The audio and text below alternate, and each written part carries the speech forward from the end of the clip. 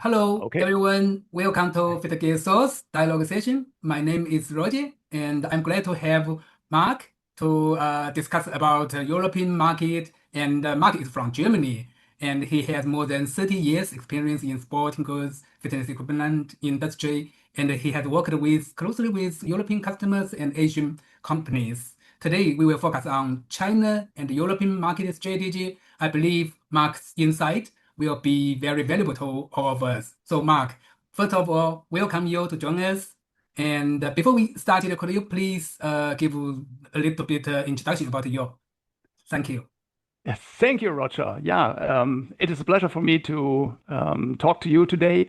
I'm working since more than 20 years for my own. Before, I worked for several companies in the outdoor and fitness business and also for officials. And what I'm doing currently is I take care for my passion and set up small gyms in hotel and retirement homes. I create fitness room on small Nice. spaces and on a reasonable budget, especially for the guest groups. So if you have older people in spa hotels, you need other devices than if you have seminar hotels for young people.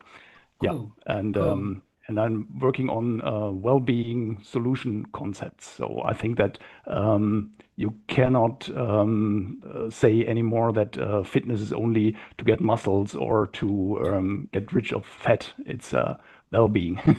Yeah. Okay. Good. Yeah, Good. Anyway, so you have a long time in fitness and sports goods industry, and exactly, actually, exactly. I'm curious about. So you have been almost 30 years in this industry, right? Yeah. I started almost 40 years in Okay. the meantime. I started 1983 as a trainee at Karstadt Sports. And Oh. I was so lucky to get the job at Karstadt Sports because sport were always my passion. So I Yeah. started very early with practicing judo, taekwondo, skiing, and everything. So and I got the chance for Karstadt Sport to be trainee and get the internal education to become Yeah. manager. And so yeah, Yeah.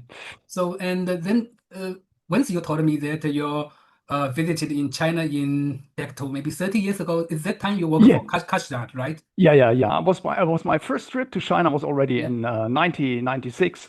I was Mhm. buyer for Carlsberg Sports for inflatables, water sports, camping accessories, tents, and everything. And my first trip was a 3 weeks trip to. I started in Beijing, visiting our Beijing office, and then Yeah. I visited a couple of factories in Shanghai and in south of China. Yeah, Okay. So it would be, it's very early time. It is 1990.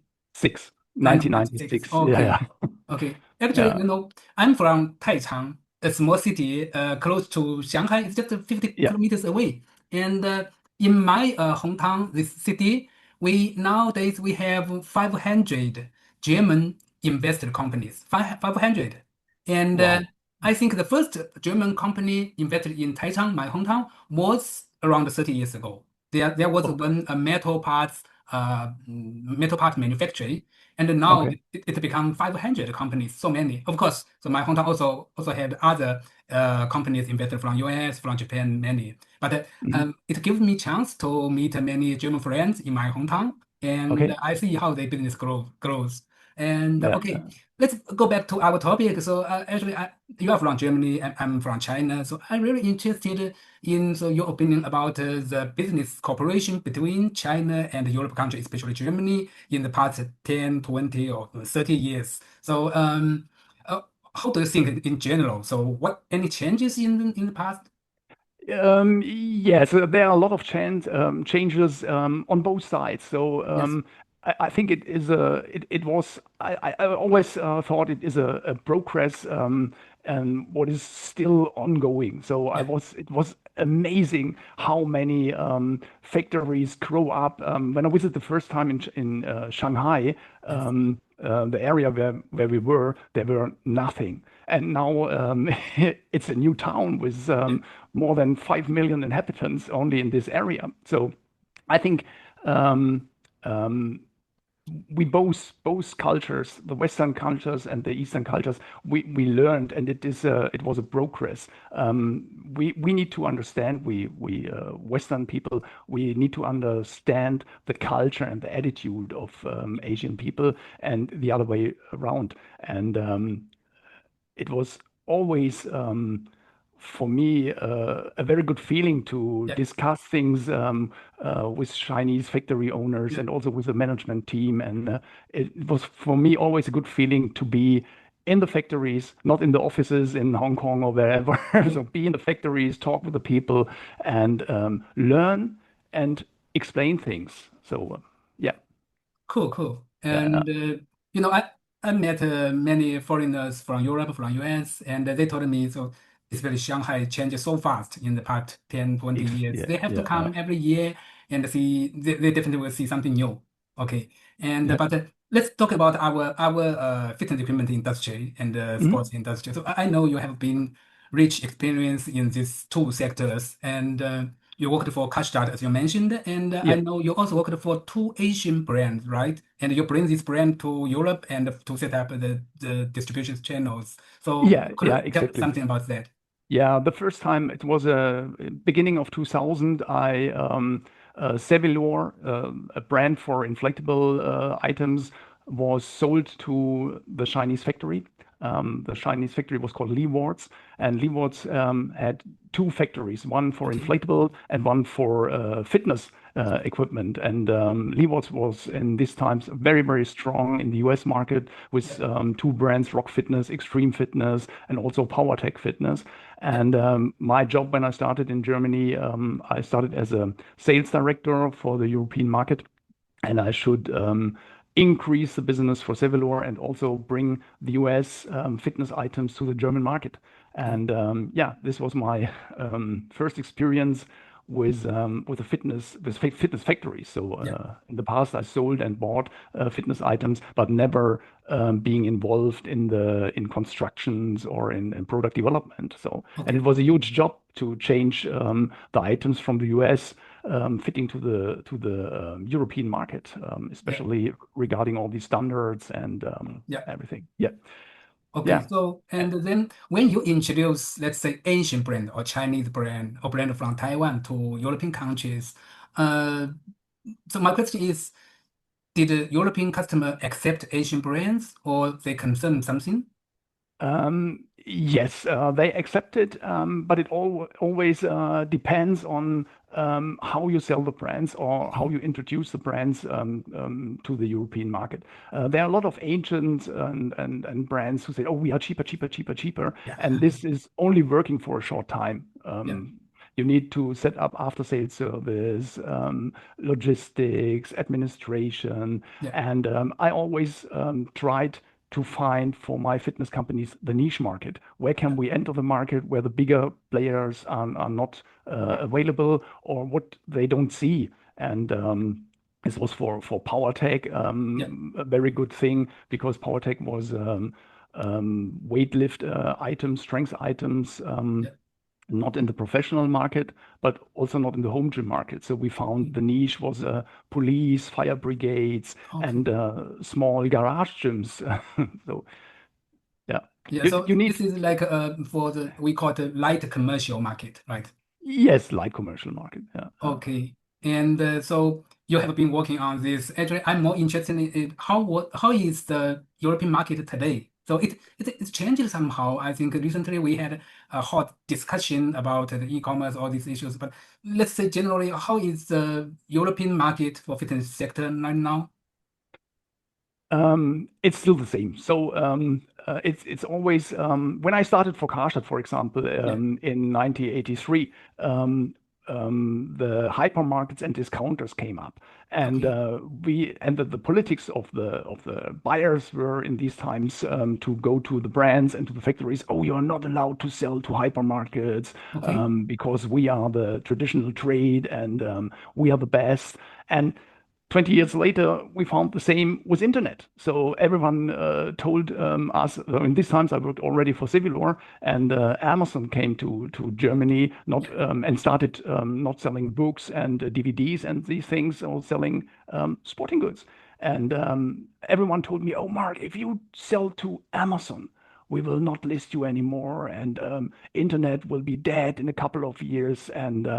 Yeah, And yeah, and I said, no, you have to find your niche market. Of course, when they started with internet business, they can sell the items much cheaper yeah, because they sure. don't need the margin to have big shops or much stuff. But in the years, um, it's I think today it's more expensive to invest on SEO or advertising, Google Yeah, ads, and everything. So you have the same competition or a much higher competition than on the offline markets. So yeah.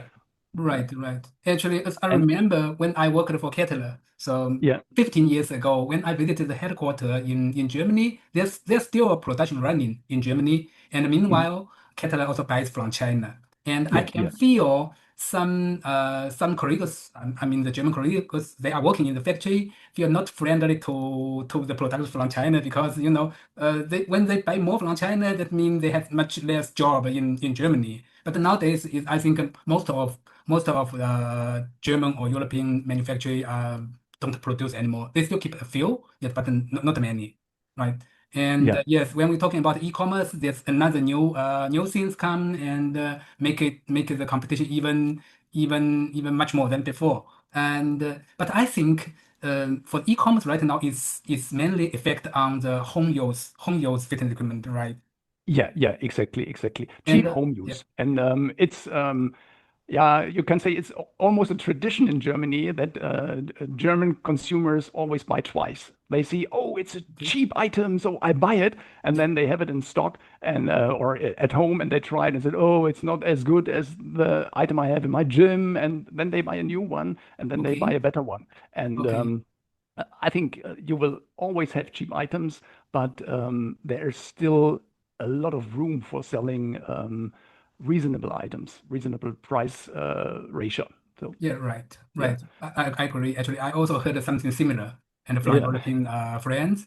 And let's talk about the commercial. I think commercial fitness is the sales channel is a little bit different. It's not a little bit, but it's greatly different. And yeah. I think, in my opinion, is German market is even more conservative than maybe South European countries. And do you think uh, the German buyers for commercial fitness equipment, they are more conservative, would like to choose the European brand, or they are still open to any new Um, brand. yes, so and so. So I made or I learned that the big chains Yeah. they only look for the price. So Okay. I met a lot of buyers from big chains. When I offered them items, they told me, "Oh, the right way to sell us items is to put items free of charge in our test Okay. gym, Okay. and the consumers and our trainers they test the items, Okay. and after half a year, if the items are still working and everyone is satisfied, Yeah. we are thinking about buying from you." Okay. And this is a strange business model. So, Yeah. and the companies I worked for, they never had the money to do this. So, Yeah. Okay. and it was no reason to do this. And even if brands or factories told me, "Oh, Mark, do it," Yeah. I said, "Okay, but what will we do in a half a year?" Yeah. They expect much low price, and if you don't accept the price, they take the next one. So Mm-hmm. they, there are so many companies, so it's better to set up a brand quiet with good Okay. service. And in commercial, it's good to have a showroom Okay. where the people can test the items. And this Good. is so smaller gyms, they always want to test and they want Yeah. um, They have to be, yeah, to be how to say, enough time to test the product and make sure the yeah, quality is okay, right? Okay, but exactly, exactly. yeah, and Yeah. some, I'm in China, and many Chinese companies, the owners talk to me. They want to go to Europe. and Mhm. they always ask us the same question. What would be the first step if they want to go to Europe market? To set up their own office or hire one people or what do you think? Or any options? Yeah, there are, I think, in my opinion, there are three options. Yes. Option one is just to hire a representative who finds one or two gyms which will be fully equipped and be used as a showroom, so that you have in the north and south a gym where you can bring the people in. And the advantage is, of course, the investment is manageable. Yeah. So the disadvantage is the brand is not really visible in the German market. So you have to bring your one brand of we have around 5,000 gyms in Germany, and you have one gym equipped with the Yeah. so it's a lot of work and yeah, and you are always uh, dependent on the gym owner. So Right. Right. yeah. The second thing is you hire a German representative who finds a distributor Right. or two distributors who really stock the items, take care about after sales service, set up the goods and everything.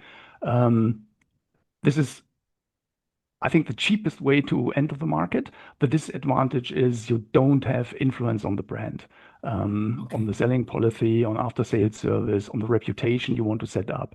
Right. And the third opinion, in my opinion, the best chance to stay in the market is to start a German branch. So to make a GmbH or something similar, have a Okay. small office and a showroom and start with one person as administration and set up after sales service, set up spare parts, and then go to the market. So Okay. this is, Then of so course, yes, it's there are generally there are three options, right? yeah, these are the three options Okay. I think which will be working. Yeah. And I have examples for all three cases. Yeah. So Good. I Good to know hear. a Chinese factory wanted to start with their own brand, and they hired a sales representative in Germany and office and found a smaller gym. And the gym owner, he was a gangster, Okay. and he said, "Okay, I will show all your items." Yeah. And I will pay for it, but I will give you a monthly fee for the items. But you Okay. also have to pay me a fee for the room I give you. And Okay. they got all the items and they had no after sales service and the items were almost free of charge. So it worked 2 years and everyone who was interested in the brand or selling the items, they said, okay, you give the items free of charge to this guy, so you can give it to me also free of charge. I have a lot of customers as well, so I can sell. Yeah. And but you have to take care about warehousing, after sales service, and everything. And so you can imagine that the margin was almost nothing. And Okay. they, after 2 years, they stopped. And the Okay. other way was I know a UK brand Yes. who started almost 10 years ago with a distributor. And the distributor said, okay, I did everything. I made marketing, I made after sales service, I took care for the setup of the items, my customers. So he just Mhm. removed the label and put his own label on it. And after Okay. 10 years, he decided, okay, I found a Chinese partner and I'm so big, I can do it with my own brand directly Okay. with the Chinese factories. So Yeah. the UK brand is almost dead in Germany, so nobody knows the brand. And the best example that it can work is Johnson Fitness. They started Yeah. very early in Germany with warehousing, with after sales service, administration, and they set up their three brands, Matrix, Vision, and Horizon, and very successful and very stable the last 10, 15 years Yeah. in all branches, commercial, semi-commercial, and home use. Yeah, Yeah, I think Johnson is definitely a successful yeah, company. yeah, And as far as now, they set up more than 40 branches worldwide, and yeah, almost all the company owned 100% owned by the mother company from Taiwan and the yeah, headquarters. And but Johnson is many people are talking about Johnson, and but in my opinion, they made a right decision at the right time. And Exactly. nowadays, when we are in China, and many Chinese company from mainland China, and they also want to go to Europe or to the global market. Hmm. Before they were just OEM or ODM Hmm. supplies, and now they want to work as OBM, own brand manufacturing. And when they go to global market, do you think they can copy Johnson's business model and be another Johnson in the market? Do you think it's possible? Um, It is possible, Hmm. but you need to find your own way. Okay. It's not if you compare directly to Johnson, you have no chance to be better. You only have to be more interesting regarding the price, and then you have the same problem. You have to decrease the price, Yeah. and Johnson have the power to fight against this. So I think it's better. Um, to see Johnson as a good guy to see okay we go to the market but we will not compete to Johnson, we will find our niche market. Johnson is huge, it's a big company. Yeah. They don't have the time or the staff or yeah to go into niche markets or to develop. They can develop new items but Yeah. not new customers. And I Okay. think this is yeah, I think Uh, yeah. it I is think possible to set up a brand. right. I think many the Asian brands want to learn from Johnson, and as you mentioned, it's not a 100% copy. Mhm. There's you have to make the decision at the different time, and anyway, so yeah, I understand your point is that we have to make the correct product definition and also in the niche market to find your own market, right? Yeah, to find the own market or to find the own to find an own USP. It could be a Yeah. good after sales service or a good financial base that you can offer leasing systems to your customers. But it could also be to find a mix between commercial and semi-commercial and step also with good ideas into the home market. And Yeah. yeah, I'm sure Okay. it's possible. And And so, yeah. do you have any general suggestions to Chinese company if they want to go to Europe and also other international market? Or Um, you have to talk case by case, so it's a different situation. yeah, I think the main thing that both partners have to learn is to understand each other and to trust each other. I know it's very my experience is that even if Chinese brands or factories want to come to the German market and find a good guy, it's more than 10,000 kilometers away. So to Yeah, give that's money true. away, it's and say, okay, we have to trust this guy. And even if the market is different and you discuss things, it is not that you fight each other. So Right, you right. have a partner, and this is like a marriage. So Yeah. So you have to need trust a the people. partners, Yeah, need yeah. business partners. It's a partnership. Yeah, Yeah. and if So this is working, if the trust is there, everything is good. okay. So let's say if some Chinese companies want to go to European market, and Mhm. would your company or your service will help somehow? Yeah, of course. Yeah, of course. It would be a pleasure to help. So I would first think about or learn more about the factory, about the Yeah, quality, sure. what can they do, and need to know what is the company able to invest or wants to invest. And then I would made a small business plan or action Yeah. plan to say, okay, we can start like this, do this, do this, do this, and yeah, Yeah, you could offer it, some kind of proposal and to do yeah, some yeah. primary marketing research, something like that, right? Exactly, exactly. This is my Good. profession and also my passion. So, Yeah, good, good. uh, And so for the area, you cover in Germany and also other market as well? I cover Germany, Austria, and Switzerland. Oh, And I have very good contacts to Benelux. So I live in the area close to the Netherlands and Belgium border. So I have very good contacts. Sometimes I've worked better with the Belgium or the Netherlands distributor yeah. than with the German distributor. Yeah, it's very close, the markets. So, but main Okay. market is a German-speaking market Okay, good, and good. I think Benelux. maybe after this interview, some of our members may approach you and to talk with you for some options or cooperations. Maybe. I would love it. Yeah, it would be a Okay. pleasure. Yeah. Okay. So thank you, Mark. And Thank you, so Roger. this is almost the end of our dialogue because of time limited. And but I would like to have your final words for Chinese companies. Could you maybe say a few sentences? Okay, so even the German market is very competitive and not easy. There, I see good chances to enter the market. In my Mhm. opinion, it's much easier for Asian companies than for US companies Okay. to enter the market. And I truly believe it's just because of the mentality and the culture. And Asians always want to understand and learn new markets, items, changes, and yeah, this is my experience. I learned the last 30 years, and I really would love to help some of your clients to enter the European market.